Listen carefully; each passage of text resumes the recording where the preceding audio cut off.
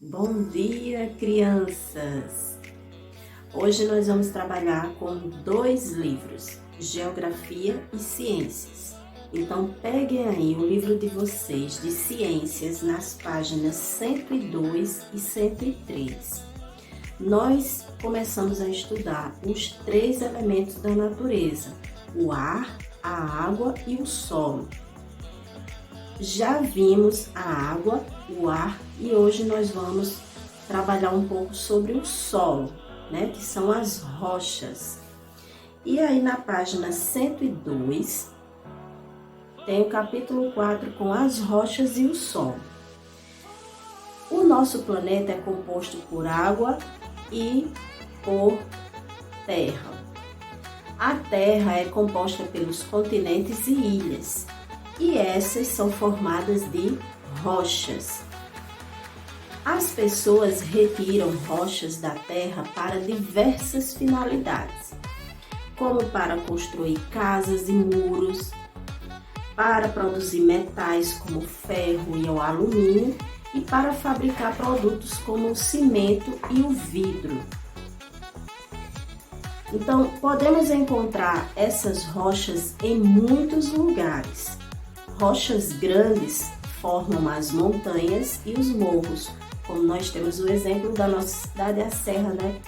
Formada por uma grande montanha de rocha. Fragmentos pequenos de rochas formam areia e cascalho. As rochas são formadas por diversos tipos de minerais. Alguns deles são o granito, que é uma rocha formada por 3 minerais diferentes, a birita, que é um mineral com um brilho metálico, o quartzo, que é uma rocha formada por um único mineral, e o diamante, que é o mineral natural mais duro que existe e também o mais precioso. E como é que esse solo se forma? Como é que essas rochas vão se formando e chegando ao que elas são hoje, né? As rochas muitas vezes são cobertas por uma mistura de restos de seres vivos, fragmentos de rocha, ar e água. Essa mistura é o que chamamos de solo, é o que nós pisamos, é onde nós construímos nossa casa. Esse solo ele foi se transformando no decorrer de longos anos. Os solos levam muitos anos para se formar e estes estão sempre mudando. Existem muitos tipos de solo e cada um apresenta suas próprias características. Então aqui na página 103 ele vem mostrando o processo de formação de um solo no decorrer dos anos. Primeiro era tudo rocha, então veio a ação do sol, da chuva e do vento e foi esfarelando, foi rachando esse solo. Em seguida, vem alguns seres vivos fragmentados, mais restos de rocha que vão se acumulando, formando a matéria orgânica. Então, já vai ficando um pouco de areia, algumas plantinhas. Em seguida, com o tempo, aumenta a quantidade de matéria orgânica, ou seja, de seres vivos, de restos de animais, de plantas, sobre o solo e ele fica mais profundo, ou seja, suas rochas vão ficando cada vez mais profundas e cada vez mais vai ficando areia, resíduos de restos de rocha. Na questão 2, ele pergunta como as plantas conseguem se manter sobre a rocha se elas precisam do solo, e ele traz o exemplo dessa serra que parece uma galinha, que recebe o nome de Pedra da Galinha Choca. Ela se localiza lá no município, no estado do Ceará. Então, como é que consegue ter plantas em voltas? Como é que a Serra do Boqueirão consegue ter plantas quando chove se ela é rocha? A resposta para isso é muito simples. Então, vocês irão colocar aí na resposta do número 2.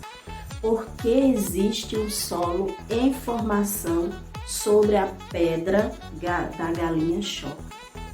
Existe um solo em formação, então ali as rochas estão cada vez mais ficando profundas e entre a rocha e a superfície do solo existe restos de rocha, areia, matéria orgânica, restos de seres vivos. Então ali as plantas conseguem se desenvolver, ok? Então, repetindo a resposta do número 2, porque existe um solo em formação sobre a pedra da galinha choca. Então, gente, esse é só um pouco, mostrando um pouco sobre o solo. E o solo é muito importante para a gente, porque é no solo onde o ser humano cultiva o alimento, onde o ser humano constrói suas casas, onde o ser humano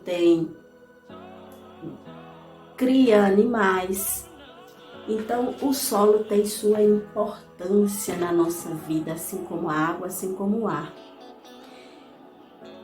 E existem também, assim como existem muitas atividades humanas que prejudicam a água, assim como existem muitas atividades humanas que prejudicam o ar, também existem atividades que prejudicam o solo. E nós vamos ver um pouco sobre essas atividades lá no livro de Geografia,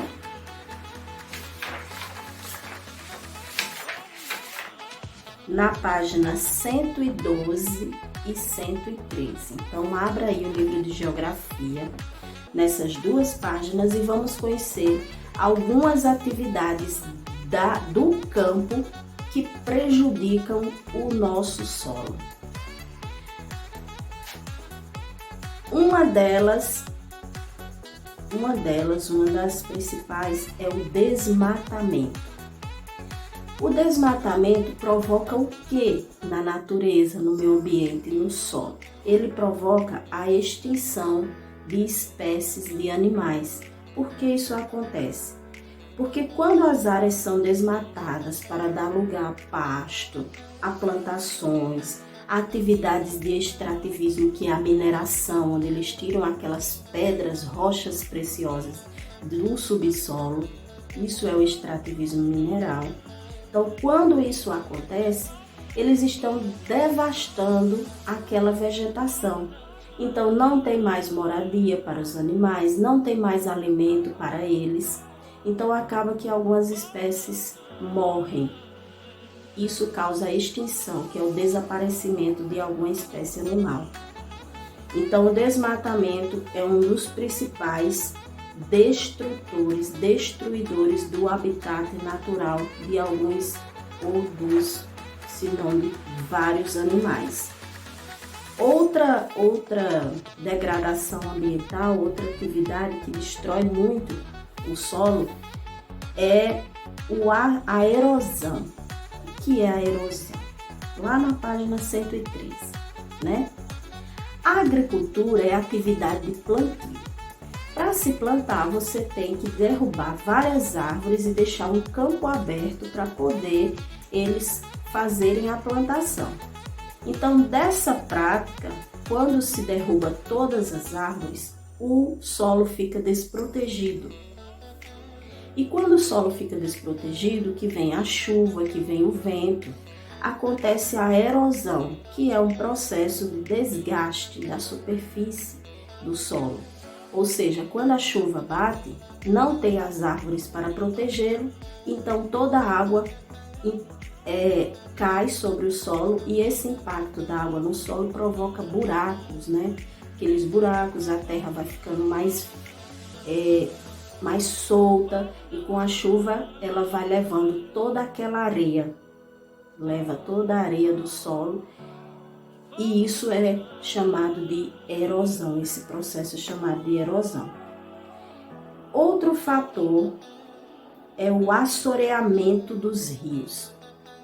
O assoreamento dos rios é o acúmulo de terra, areia e outros elementos que vão para dentro do rio. E vão por quê? Por causa da erosão. A chuva leva a areia que vai cair lá dentro do rio, o rio vai ficando raso. E esse rio que vai cada vez mais ficando assim, a gente chama de assoreamento do rio. O rio vai ficando cheio de areia, cada vez mais areia e outros detritos. E isso vai danificar a profundidade da água do rio, prejudicando assim os peixes, porque os peixes não vão ter mais como ter a profundidade necessária para sobreviver. Então, a mata ciliar é a vegetação que fica em volta, na beira do rio. Quando isso acontece, quando esse desmatamento acontece,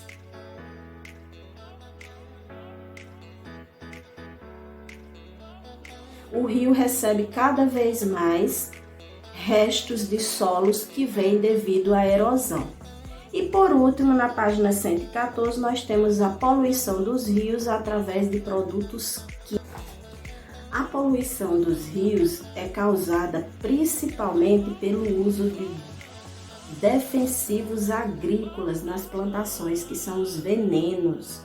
As pessoas borrifam venenos nas plantações para que os insetos, as pragas, não comam aquela plantação. Só que o que acontece? Quando vem a chuva lava aquela vegetação, o veneno que foi colocado escorre pelo solo, danificando assim aquele solo. O solo, por sua vez, que está em processo de erosão, é levado restos de solos até o rio e assim contamina-se rios, lagos, através de todo esse processo. Então vocês percebem que tudo está ligado. Tudo que a gente faz tem uma conexão com o ambiente. Por isso a gente tem que tomar atitudes para que possa preservá-lo. Então, nessa página 114 tem duas questões. Uma perguntando o que é a mata ciliar e por que a preservação dela é importante. O que é a mata ciliar? A mata ciliar é a vegetação que fica nas margens dos rios e é preciso preservá-la porque ela é importante para preservar. Vou repetir de novo. O que é mata ciliar? A mata ciliar é a vegetação que fica nas margens do rio. E por que a preservação dela é importante?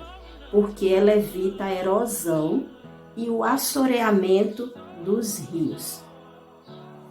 Na questão 3, pergunta quais as principais causas da poluição dos rios no campo. Aí, o uso de veneno nas plantações e substâncias nocivas no extrativismo mineral. Por quê?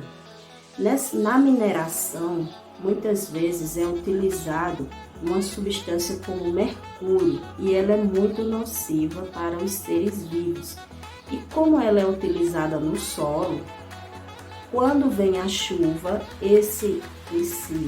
essa substância ela escorre juntamente com restos de solo e elas vão parar nos rios, o que também prejudica e polui.